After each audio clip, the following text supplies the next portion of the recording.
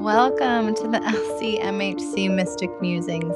I'm Christine Free, a licensed clinical mental health counselor, energy healer, hypnotherapist, shamanic Jungian practitioner, yoga instructor, mystic mother, and a lifelong seeker of the alchemy between psychology and spirituality. This podcast is a sacred corner of the world where mind and mysteries sit together, where healing becomes multidimensional, and where your inner world is honored as deeply as your outer one. My intention is that each time you listen, you feel a little more seen, a little more connected, and gently reminded that you are everything and nothing less.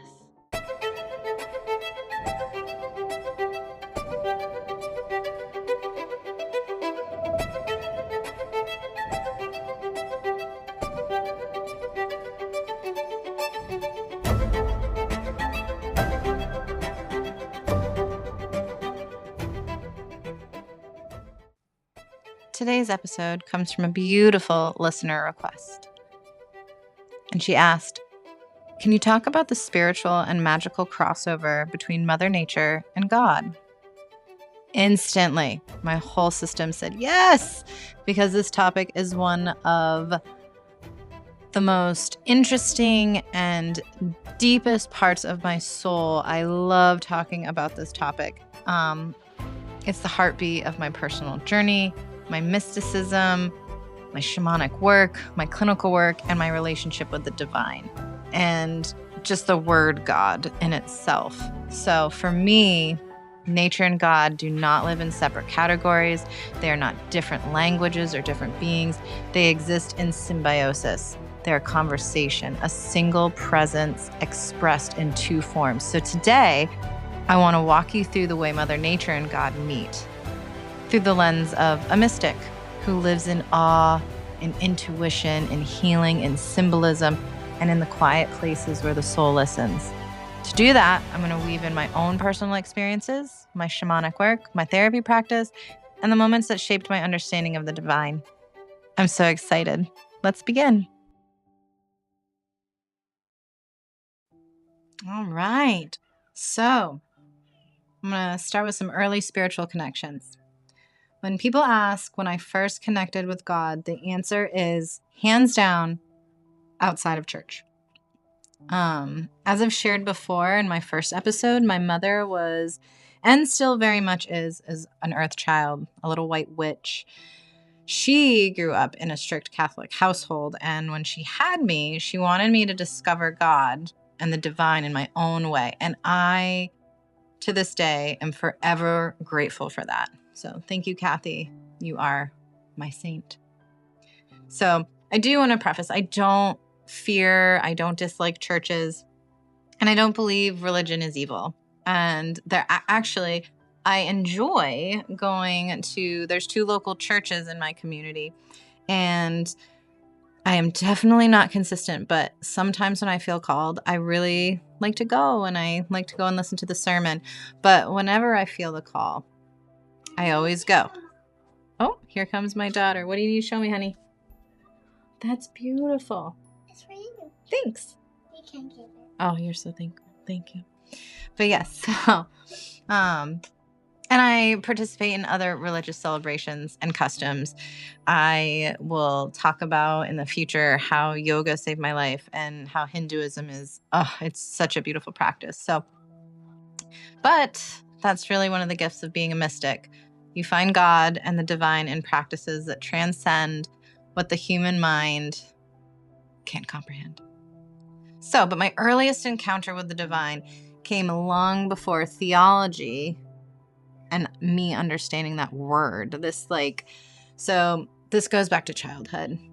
It came through my imaginary friend, except I don't think my imaginary friend was truly imaginary. And I say he because he definitely had like boy energy. And I always knew that. So, and I have countless stories of me just being a little girl being like, he's running beside the car, he's with me. And just like my mom would tell me I would sit outside and have these picnics and just be talking nonstop. And I can remember like just tracing my fingers along the window, watching him just keep pace with the car. He always ran. He was never in the car with me. He was always running. And I don't know why, but I would always be like, he's visiting his family in Florida. And he was just always present, always watching over me, and always running just a little ahead. And then it was kindergarten. And my mom told me, she was like, yeah, because I asked her, I was like, when did I stop talking to my imaginary friend? And she's like, well, it was kindergarten. And you said he ran to Florida and he's not coming back. And I carried that with me for years. And so when I was a senior in high school and I was writing my undergrad entrance essay for college, I ended up writing about him, my imaginary friend. And at the time I was writing, I remember just always calling him imaginary friend. And I had to give him a name for my essay. And this just like came intuitively to me. I had no, it was no rhyme or reason. It just, all of a sudden I was just like, Sal. I named him Sal, and just without knowing why. And so much later, after training and educating myself in mysticism and shamanism. Oh, you wrote me another picture? It looks like a chicken. Nope. What is it? It's a finger pocket. It's a finger. Okay. I gotta do my podcast, babe. Okay. Thanks. You do it. Okay. Yeah. So it wasn't until much later, after my mysticism and shamanism and my trauma therapy, that the truth really landed. So before I was born, my mother had another child in her first marriage. Both my parents are on their second marriage, happily married for literally over 40 years. But in my mother's first marriage, she was younger and she had a little boy, and his name was Josiah, but Josiah did not make it out of the hospital. And I'm going to pause on that note because my little girl needs a potty break. So pause that. Okay. So I'm back. So sadly, my half-brother Josiah did not make it out of the hospital.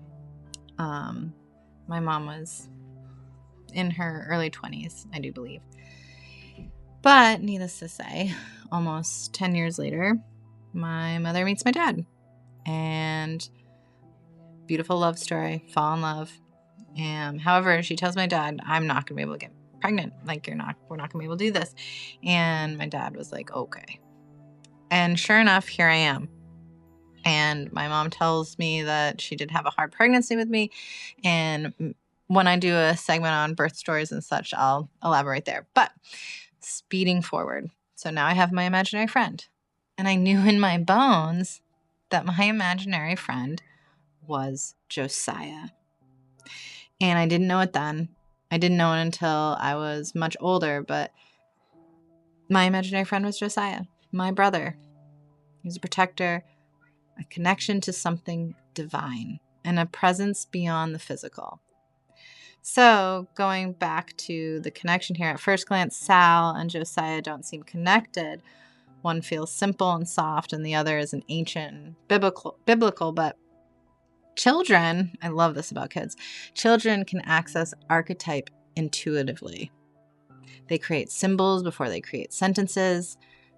And so when I look deeper, I realize Sal, which is short for Solomon, carries the vibration of peace, wisdom, wholeness, sacred knowing, while Josiah means God heals or God restores, rooted in intervention and renewal.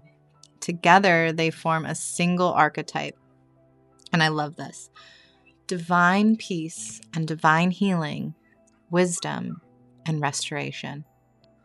The one who dwells in the heart and the one who restores the heart when it breaks. Oh, that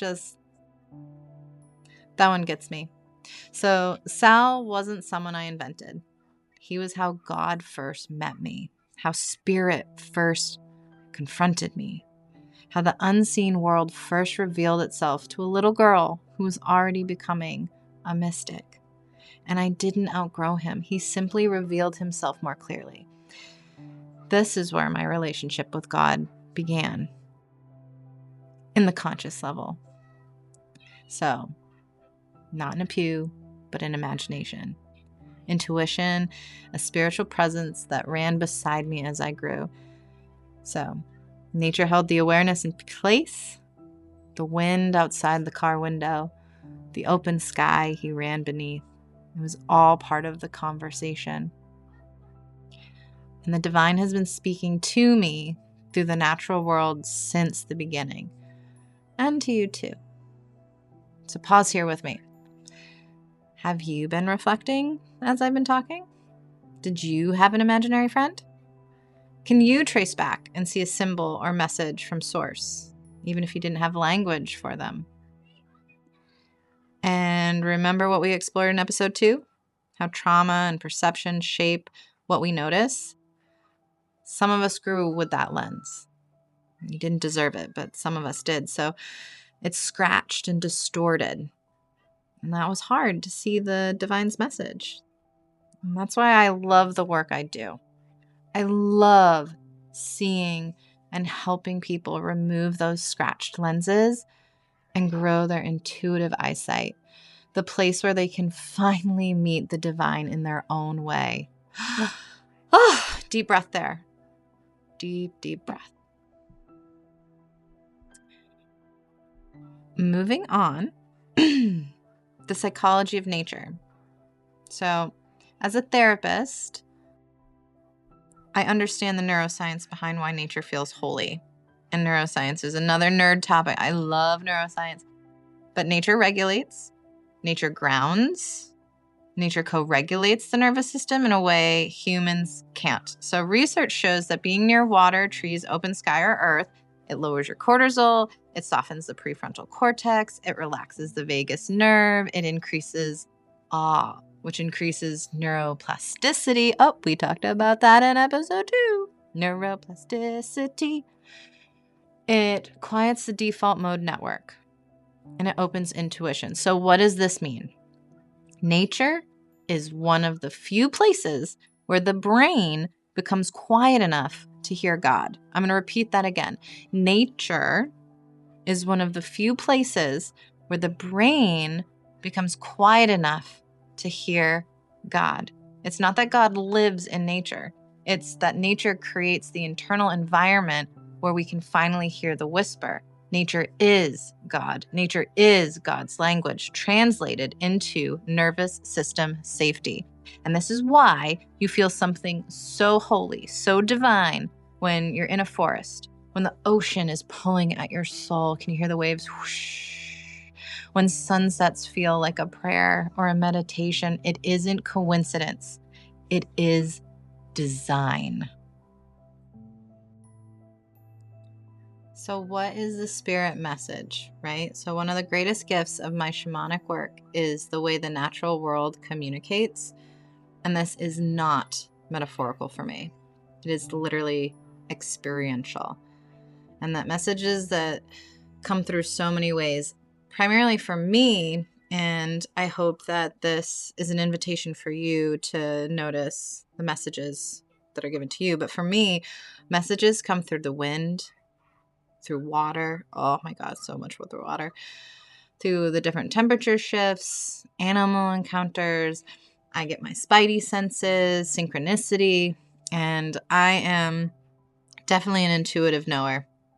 And I will tap into that pretty regularly. So, but I also like to use my power animals. And so power animals, I can do another segment over there, but the power animals that I typically walk with are the black jaguar. And the black jaguar is actually in my medicine totem animals, and my shadow guide, my boundary keeper. My black jaguar is a sovereign ally for me.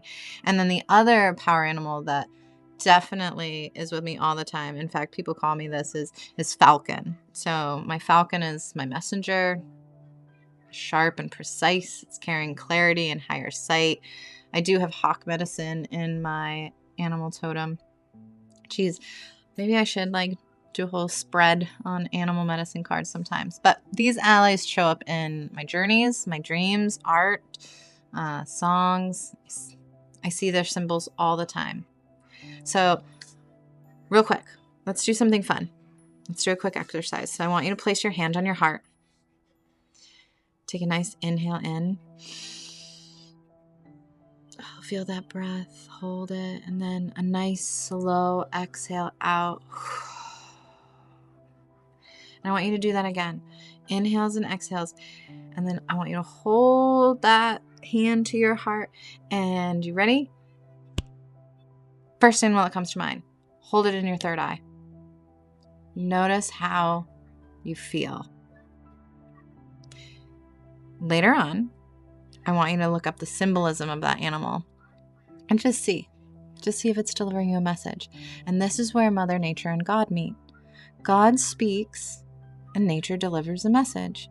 So every symbol, every synchronicity, every intuitive pull, all of it, it's divine, using the natural world as a delivery system. And that's pretty flippin' amazing.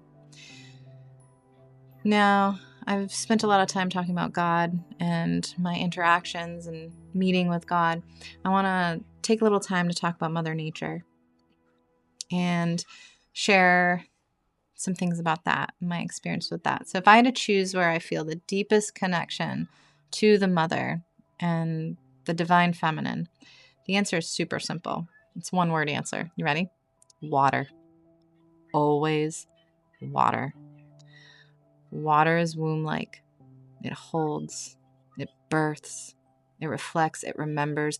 Like I said earlier, there are going to be more podcasts about water because water, literally to me, water is God. So I'm just going to take a little breath and say, thank you, Mother Water. I love you. I'm sorry. Forgive me.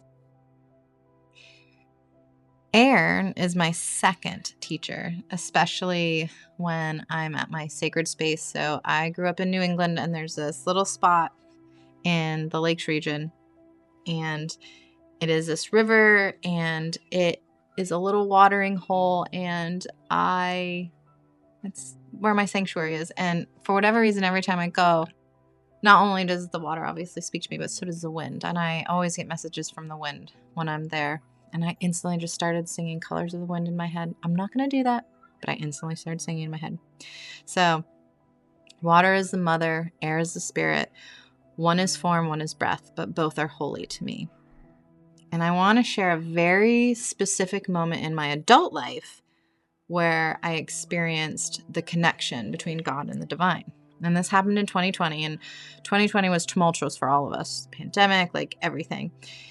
But this particular moment in time for me, it just, it shaped a new me. And I can never intellectualize it. And I can only share with you my experience. But what it changed and shaped within me, I will take forever.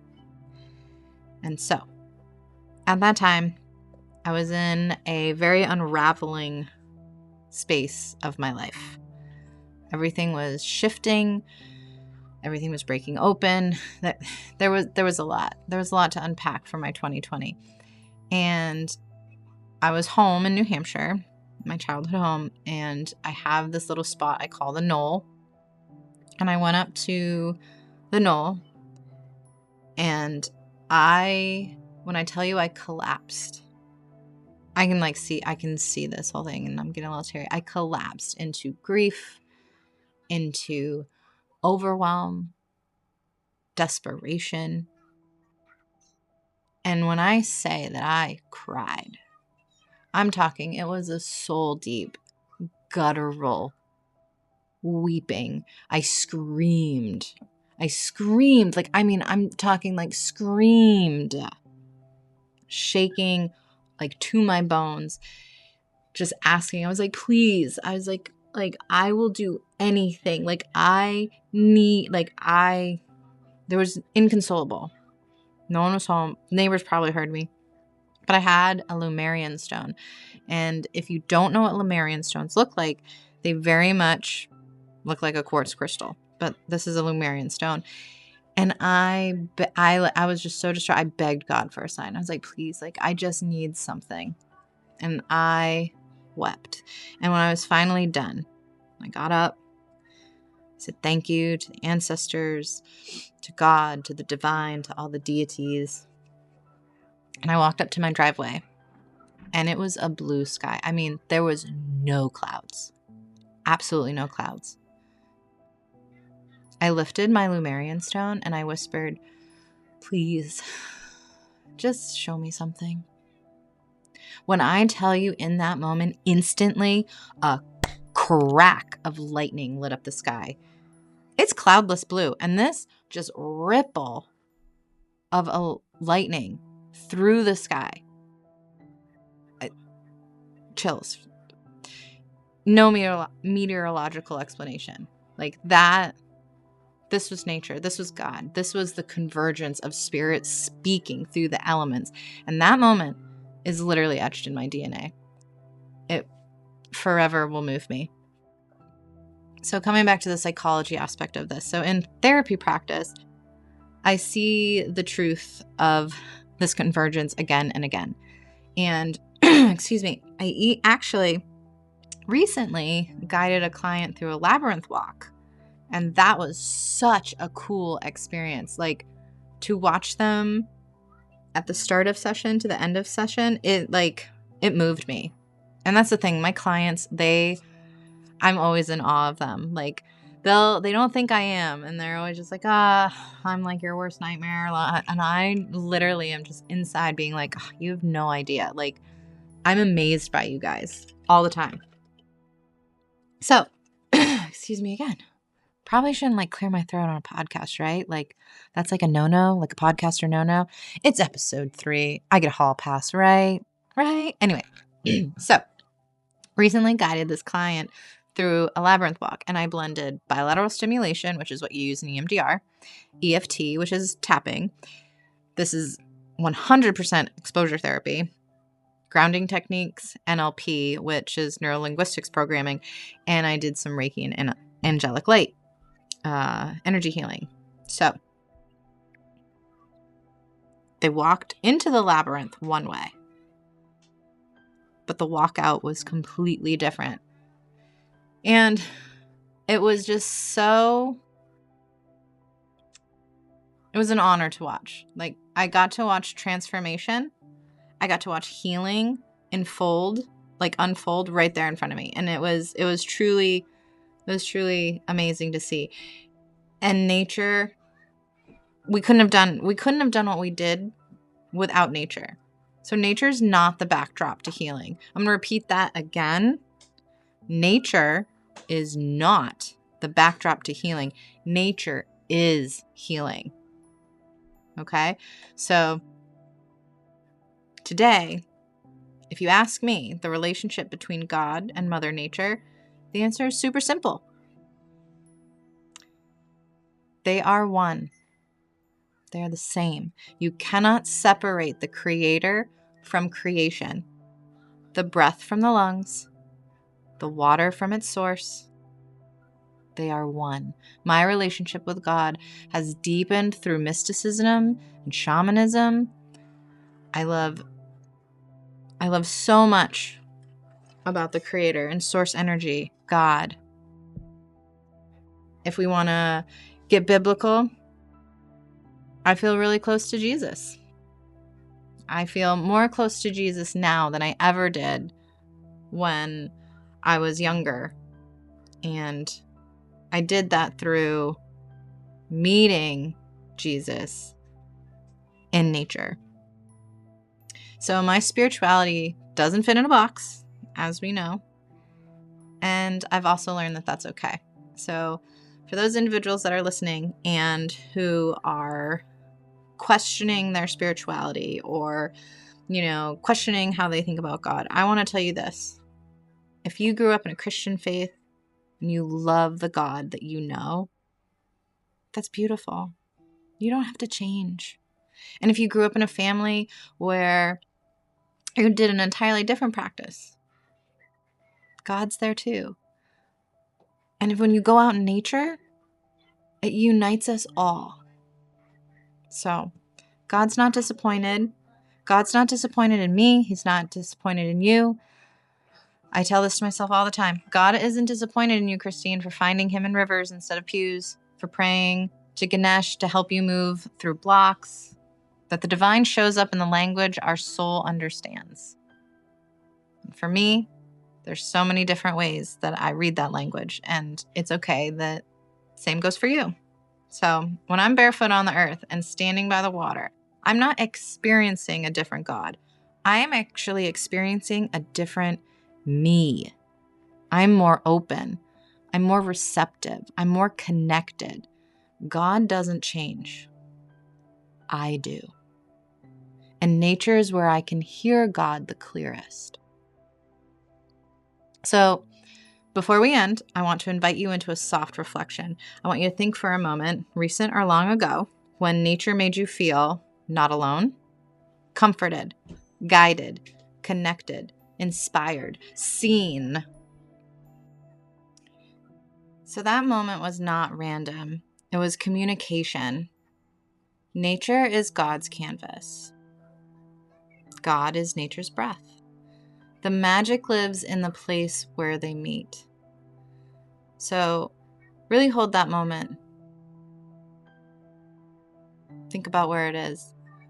For me, the magic lives in the place where the river is, in the wind, inside the quiet, and always inside of me, inside of you.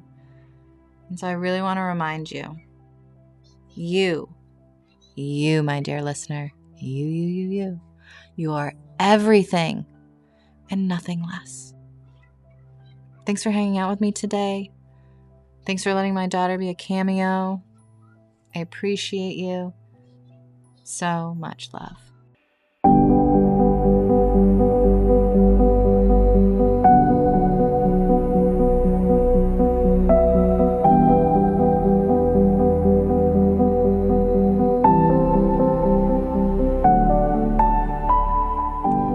Thank you again for joining me today. If this musing resonated, please follow the LCMHC Mystic Musings on Spotify or wherever you like to listen to your podcast. You can also find me on YouTube.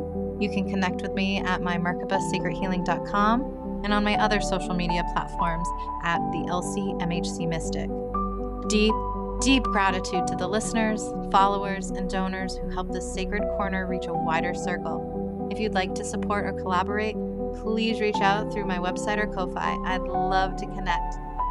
And also, I would always love some direction on if there's any topic you'd like me to talk about. But until next time, I want you to remember, you are everything and nothing less. Thanks, guys. Big love.